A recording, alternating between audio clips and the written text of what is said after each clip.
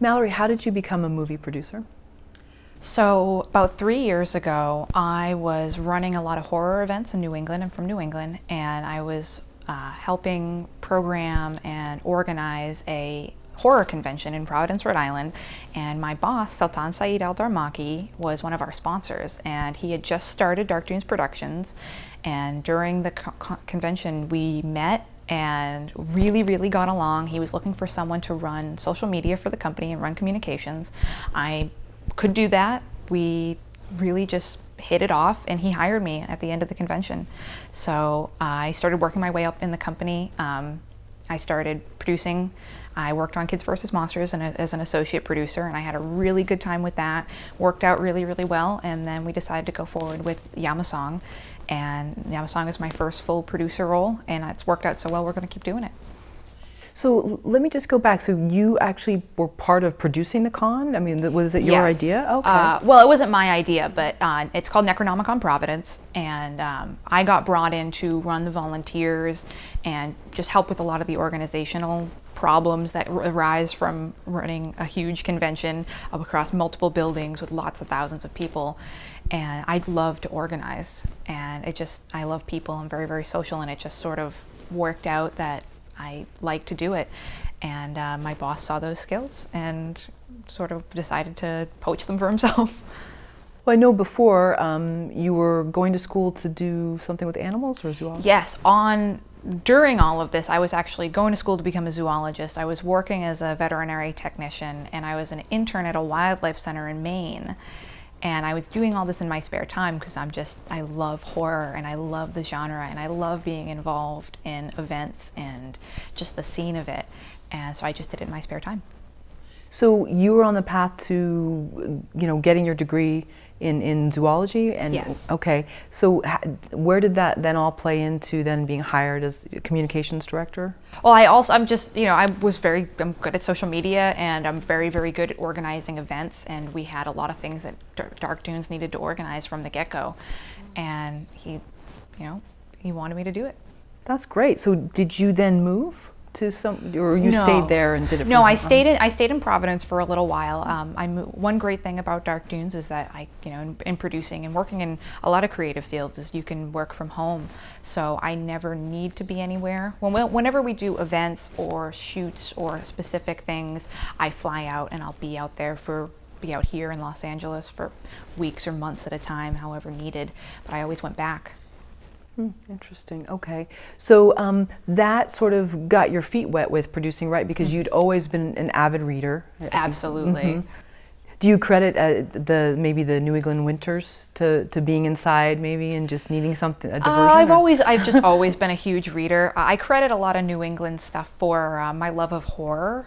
When you grow up in a place that's so imbued with history and a lot of dark history, especially in Massachusetts with the Salem witch trials, it's just sort of part of the atmosphere that you grow up in, and I fell in love with it. And also, Stephen King takes place in New England. H.P. Lovecraft takes place mostly in New England, so there definitely is an undercurrent there, and tapping into that was really rewarding and fun, and it just sort of was part of my headspace growing up. I think I read somewhere on your Tumblr blog that you said your grandparents used to always say like a story for everything that you saw. Yes. My grandfather, who was sort of the one who raised me, everywhere we would go, he would make up some sort of story. If we saw an abandoned house in the woods, he would tell me that that's where Snow White and the Seven Dwarfs used to live.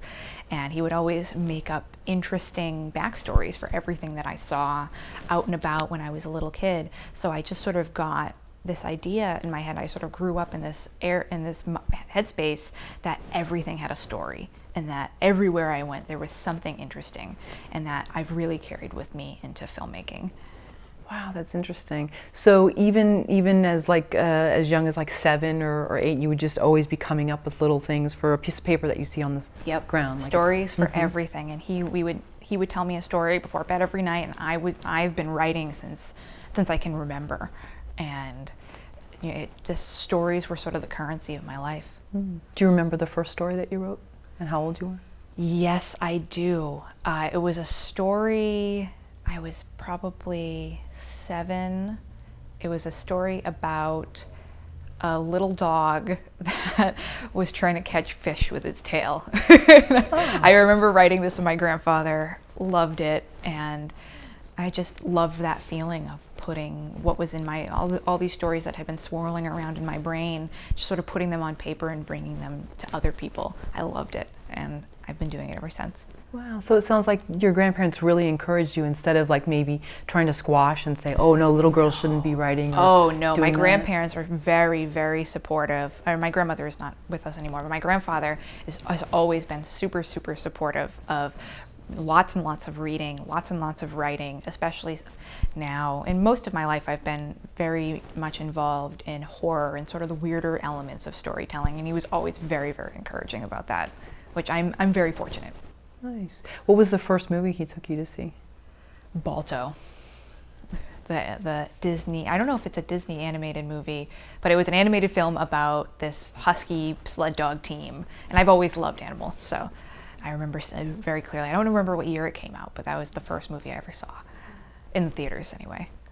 So then what was the first inkling that you said, instead of writing, I'd like to make films? Because it seems like you're very interested in literature, especially fiction, horror fiction. Well, I do write, and I'm working on a book right now, and that is another part of what I do. But films have always been a super important part of my life, and just visual storytelling has always really, really appealed to me.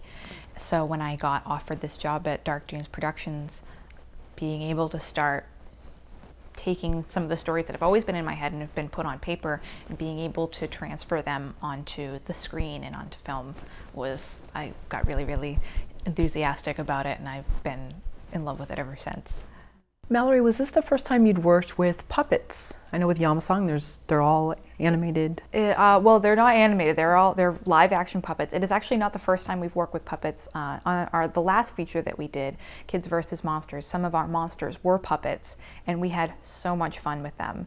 And we've just absolutely adored getting into the world of puppet filmmaking. Wow. Okay, so animation would be where you're drawing it, or there's Yes. a cartoonist. So with this, it's like these live action things that you have. It's almost like a marionette. Where there's Yes. someone Well, behind the scenes. it's called American Tabletop, and it's an American version of a Japanese form of puppetry called bunraku. And instead of in Japan, it would be all black puppeteers in a complete black suit on a black background doing the puppets, and they're called rod puppets. They're about this big, and they have rods stuck into their joints.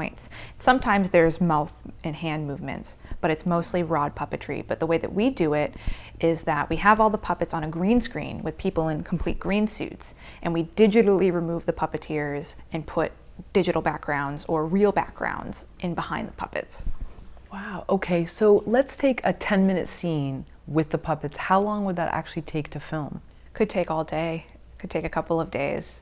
It's just like we're shooting it live action, so it's sort of like working just on a regular film set. You have to set everything up, you have to light everything, you have to do it several different times, and the way that we do it is that we record the voices first of all the actors, and then the puppeteers actually puppeteer to the voices, and they do it a little bit, we speed the voices up just a little bit so it ends up looking natural. Oh wow, okay. So the script, the audio is pretty much already done aside from any type of music or Foley Yes. work. We do our best, and at least with Yamasong, we were able to record all the voices for all our voice talent first. That way our puppeteers can actually puppeteer perfectly to to all the different inflections in the voices. So then I would imagine that the script is locked at that point in terms of dialogue and everything. Definitely. Okay. We can change the scenes around a little bit, but dialogue-wise, we're locked in. You're locked in, okay. And so then the puppeteers, what's their process for listening to the dialogue so they really get a feel? We play it on set. We have it blasting out of speakers, so they're hearing it, they've read the script, they're familiar what's going on, and they're listening over and over again to the lines. So by the end of it, they know everything perfectly. Once you get on set, how much time do the puppeteers have actually getting a feel for the different animal that they're working with? Because they were all animals in the film. They're sort of humanoid animals, but they'll take time to get a feel for the puppet, how it moves. They'll do a bunch of test scenes, to just see how it's going to work, because fitting, when a puppet's this big, some of our puppets take 5 people to puppeteer. So it's a very interesting choreographed movement to get all 5 people, because one person might be just doing 2 arms, and Wow. another person will be doing 2 legs, one person will be doing the head.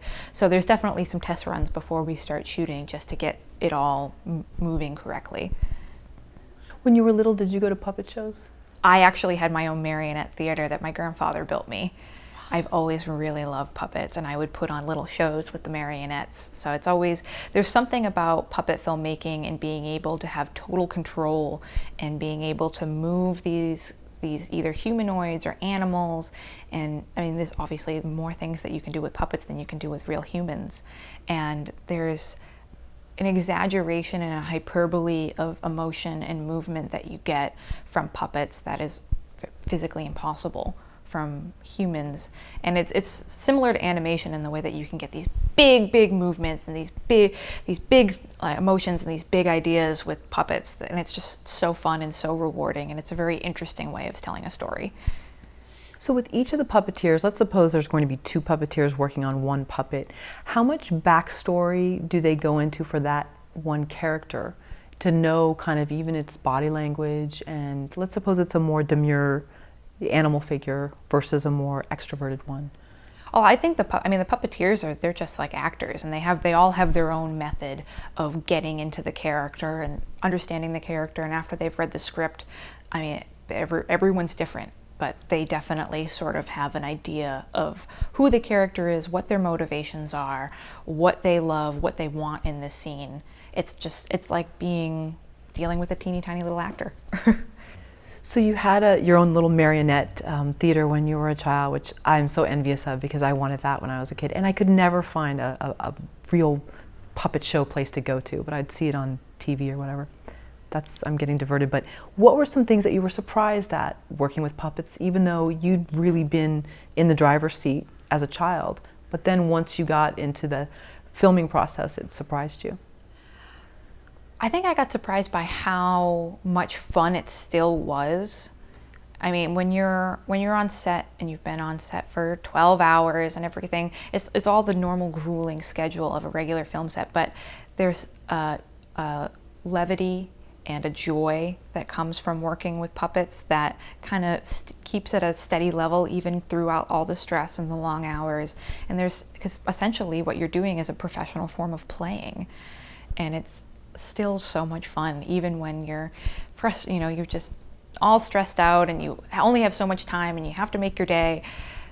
You're still working with these fun, beautiful toys, and it was amazing to be able to work with that. Right. Now the writer, how much did she give input on like what the puppets were wearing, or if I know if they're all animals, they have like fur and things like that, but. Actually, our writer, Katerina Sadia, she didn't have any input on the aesthetic of the film in any way, but our costumer, Ayumi Moore, she's the one who designed all of what the puppets were wearing, and she did such an incredible job. If you get to see some of the pictures of the puppets, the detail and the intricacy in all of the costumes is astounding. In terms of reviewing what the animal would look like, how many meetings did you have over, well, let's change the fur here, let's maybe lighten it up there? We didn't have any meetings. Our director, Sam Koji Hale, Yamasong is his vision, and one of the reasons why we wanted to do Yamasong and we chose him is because we had complete and absolute faith in his direction and his vision and what he wanted, and everything that came out of his mind visually. He did all these amazing sketches of all the characters, and for some of the characters, because Yamasong was actually there was a short first. So some of the main characters, Nani and Shojin, Abigail Breslin, and Nathan Fillion's character, were in the short. So we had them already, and we had an idea of what they were going to look like, their size, what they were going to be dressed as, and we loved it so much that we let Sam really just do whatever he wanted. And we just trusted him, and we're so happy that we did. So my sense is that you didn't have any of the hands-on in making the puppets, right? You were just there. No, we had a really amazing puppet fabrication team, and they were all headed out by Sam. Sam really directed the aesthetic of every character, of every scene, of every set, and we just loved everything that he did. Right. So can you take us through the beginning stages of putting the movie together? You know, once you were sort of presented with the idea and you knew that you were going to turn the short film into the feature, what was your first step in creating it? So after we met with Sam, we decided that we wanted to do this. We loved the idea. We loved the short. The first step was go into fabrication. We needed to build all these puppets. We needed to start building a set. We needed to rent a space to start creating all of them. And while that was all going on, our writer, Katerina, was working with Sam, and I was working with both of them to edit and create this script and get it all together. So it sort of was this big bang explosion of, we knew what the characters were, we knew what we wanted them to look like, so we were creating them at the same time we were creating the story. And it was a very highly powered, super creative time. It was a lot of fun. Oh, wow, okay. And so then once that whole part of working together, the three of you, then when did you actually go to production? It took about 6 months to get all that done, and we shot Yamasong in sort of an interesting way. We didn't shoot it all at once. We shot it for 1 week a month over the course of many months, because the thing with the puppets is that they're, unlike humans, they can't have too much wear and tear on them. So we would do 1 week of shooting, and then they would go back and get repaired, shored up, and then the next month we would do another week. And like while that was going on, we were building new sets, and it was sort of a very it wasn't just let's shoot it in a month and then when we're done. It was an ongoing process. Right. And where was all the filming and the voice work done? We did everything here. We shot it in Glendale, and we recorded most of the voices in Los Angeles. The only voice that we shot in New York was Whoopi Goldberg, because she does The View and she stays in New York and she doesn't travel. So we recorded it at a studio there. But everybody else was in Los Angeles. Nice. What are some of the things that have changed in your life since making the film? A lot of things have changed ever since Yamasong came out. Yamasong really was the next step for filmmaking with us, working with big name talent, bigger production. We got amazing publicists. Everything with Yamasong sort of took us to the next level, and we're sort of springboarding off of that now. We really sort of concentrated everything that we had and all these lessons that we had learned on other features we had done, and made this big leap in it, and we landed it. And when does Yamasong come out? We have no release date for Yamasong yet. We don't have a distributor for it. We're still creating it. We're in post-production right now. We're putting all the VFX together and scoring, and we're putting all the finishing touches on it. So we don't have a distribution date yet. Mallory, who was the first big name actor that signed on to Yamasong? We actually got Malcolm McDowell first, because he had worked with us on Kids vs. Monsters. So he wanted to do another Dark Dunes production. We were really happy to cast him as Lord Gear. His voice was perfect for it. And then once you found out that he was attached, it was probably very easy then to get other names as well? Well, the process after Malcolm signed on is that we got our 2 executive producers, Toby Froud and Heather Henson, and once we had their names attached to the project, that's when we started getting, Whoopi Goldberg and Nathan, and that's when all the other talents sort of fell into place after that. Oh. It was a course of a few months to cast everybody. And so once you had him attached, then did you go and actively seek out these 2 producers, or you shopped it around? And we specifically looked for them. Oh, you did? Because, okay. I mean, Froud and Henson, those are the 2 biggest names in puppets. Sure. So we wanted them specifically. Any tips to other filmmakers, any tips to other producers on when you know certain people you want attached? The approach, because sometimes I know it's a gentle approach, other times it's good to be aggressive. I think there's like a balance. There definitely is a balance, and I think the thing that at least worked for us was just our enthusiasm for the project. Yamasong is such a unique and completely different than anything else that's out there right now, and we loved it so much, and we were so authentically excited about it.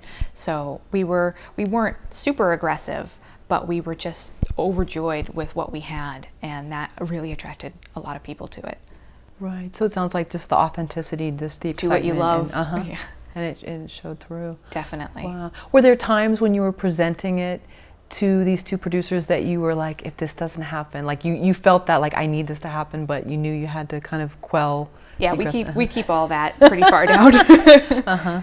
Right. What do you do when, because I know this is an overwhelming city and I know you just moved here, when you feel anything like, okay, I need to take a break for a second because I'm getting too, even if it's something that you totally love, we all get very excited about what we want to do and we want it to happen so badly. What do you do to calm yourself down and take yourself out of that mindset for just a little bit and then come back to it? I read a lot.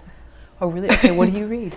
I read everything. I read probably 100 to 200 books a year. And so I read a lot, and I read in all genres. Horror is definitely my absolute favorite genre to read, but I read a lot of literary fiction, sci-fi, fantasy, romance, westerns, nonfiction, science books, everything. A lot of graphic novels as well. Wow. And then these are not books on tape that you're listening to? I do also listen to books on tape. You do? Okay, so Audible membership and things like that? I have a Scrib membership, but yeah, I listen to as many stories as I can get into my brain at once. I do. Wow. That's such a lost art these days, is actually picking up a book and reading it. So where do you make time for it? When you're riding a subway, or where is it? Well, I cheat a little bit. I'm an insomniac, so I spend a lot of time that I probably should spend sleeping, reading. But I really feel like if you love something and you want something to do, you want time to do something, you make time for it. You make time for everything. Everyone has the same hours of the day, so I just make reading a priority for me. And for me, picking up a book is like turning on the TV for somebody, or picking up a glass of wine, or someone baking. It's my brain off, relax, refuel, and it also recharges me a lot creatively. So I just make sure to at least make an hour a day for it. What are the top 5 books that someone in your genre or that's interested in horror? My top 5 horror books that someone should read right now: A Head Full of Ghosts by Paul Tremblay, Haunting of Hill House by Shirley Jackson, Broken Monsters by Lauren Bucas, Horns by Joe Hill, and The Last Werewolf by Glenn Duncan. I think you talked about that on your blog, or maybe some of those books? I probably talked about all of them on my blog. I'm very, very vocal on my social media and in my life about the books that I love. I'm very much be a fountain, not a drain, and I love to talk about the things that I love, and I really love books. Oh, I like that saying. That's great. Yeah, that's good. So when you do find a book that you love, do you find that you devour it in one sitting sometimes? I can, definitely. If I really love something, I just go and I will read it, and I'll just spend all night reading it. Mallory, I know you're new to the LA area, and I saw that you had something on your blog about like networking, and you put networking is like kissing. Can you explain? I think networking is just like kissing because it's something that everybody else seems to know how to do but you. They can't explain it to you how to do it. It's something that you just have to do by doing.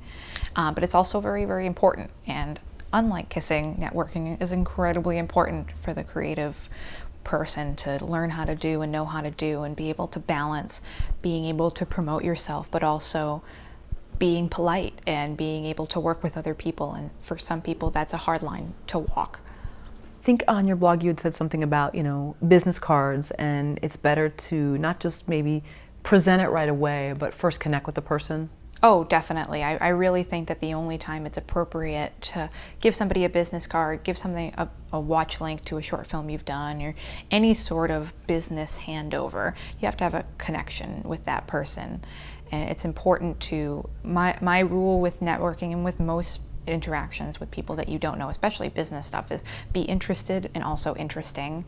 It's a 50-50, and if you're talking to someone and you're really excited about your project, you also have to remember that they're here for a reason and they want to tell you about their project.